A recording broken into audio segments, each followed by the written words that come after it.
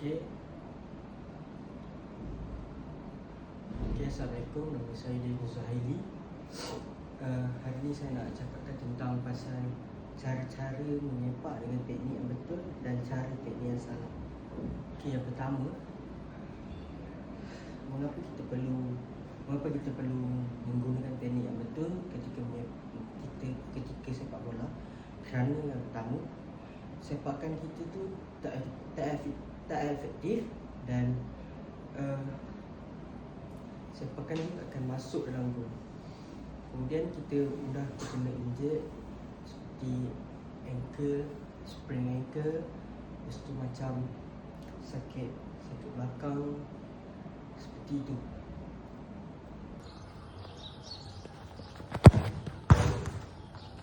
Okey, yang kedua, kebaikan teknik yang menyepak dengan betul. Pertama, sepakan kita itu lebih efektif. Seperti kita sepak dalam sepak bola, kita kurang penat dan sepakan lebih tepat. Yang paling pentingnya, kecederaannya agak kurang dan kita akan lebih seronok bermain dan senang untuk menjaga tubuh badan kita.